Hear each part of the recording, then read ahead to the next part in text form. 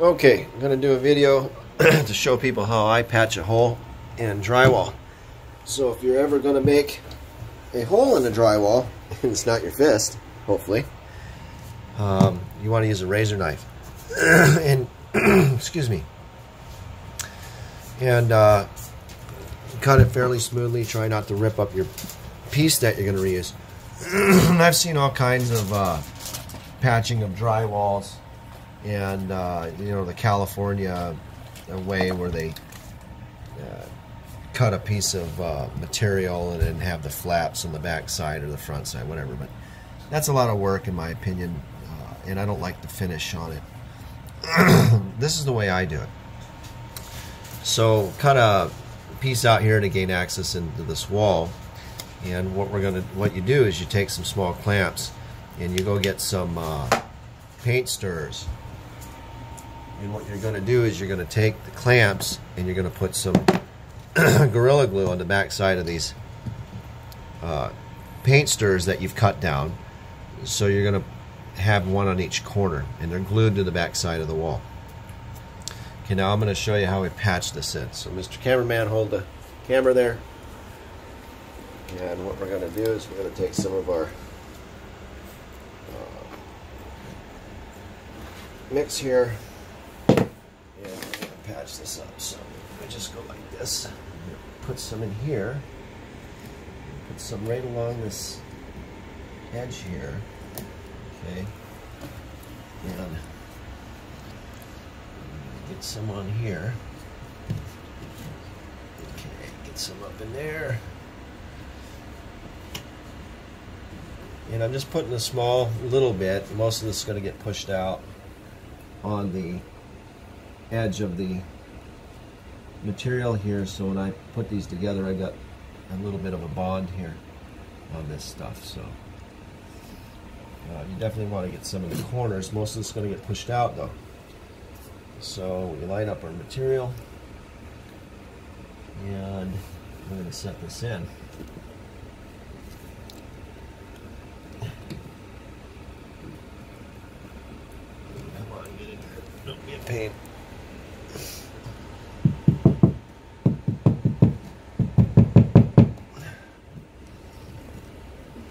Come on, get in there. There we go. And you got to keep wiggling it. Kind of wiggle it and work that in, because you're pressing that spackling. You're going to press that out. That's against the wood, but you don't want to push the wood out of place. Okay. Kind of work this out. Keep pushing on it, wiggling it. And that's going to separate the spackling from your backing, which are your paint sticks. Okay. That's the idea. If you have to, you can pull it out a little bit. Get a little inspection there, put it back in, keep working it until it seems flush.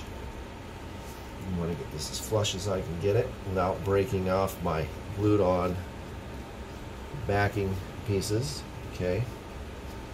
And then we're going to take a little spackling here, go right through here. I'm going to try and fill that gap on the outside here.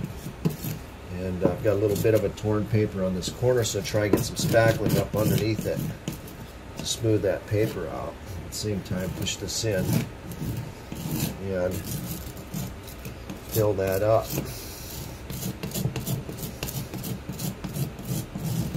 Like so.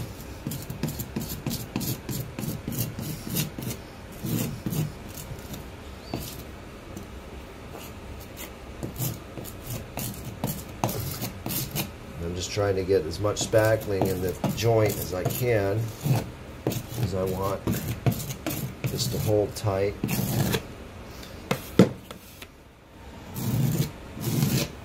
Okay. Keep working it, keep working it.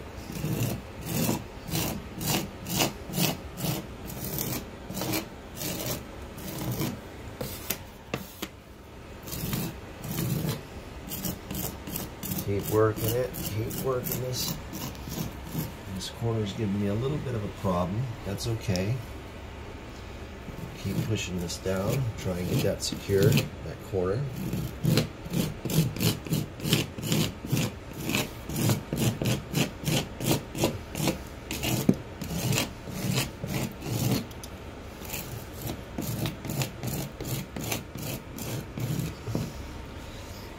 And hold on, keep the light where the camera where it's at. Hold on.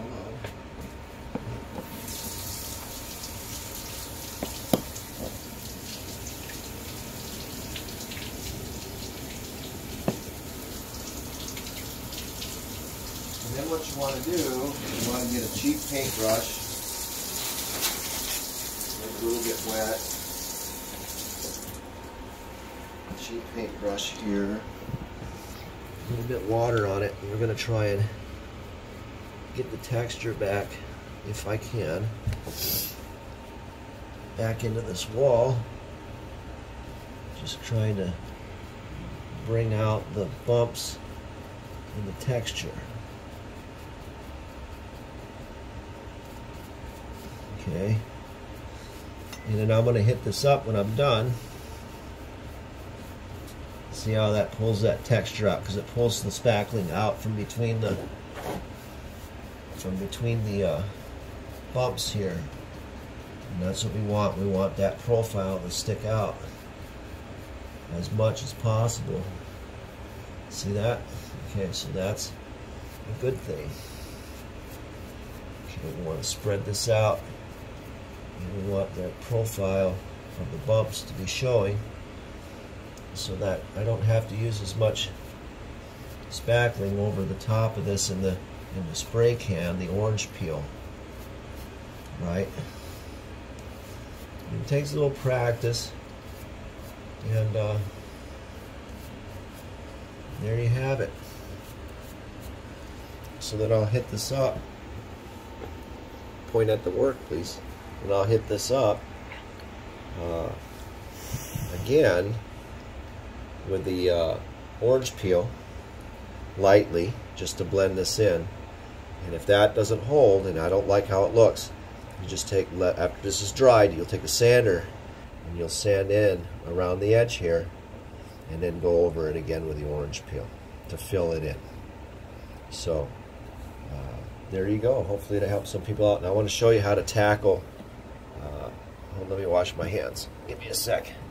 I'm going to show you how to tackle the ceiling patch when you can't get into put backing braces in for your drywall.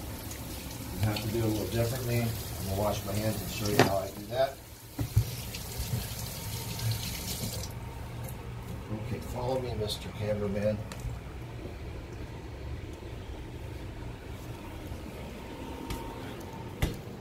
Give me the camera, please. Okay, so what happens here is, like, if you have a section that you're doing and you have an oval cut out, for instance, like that, what you do is use a paint stick, and then you use that paint stick as a brace to hold your piece in while you patch it in.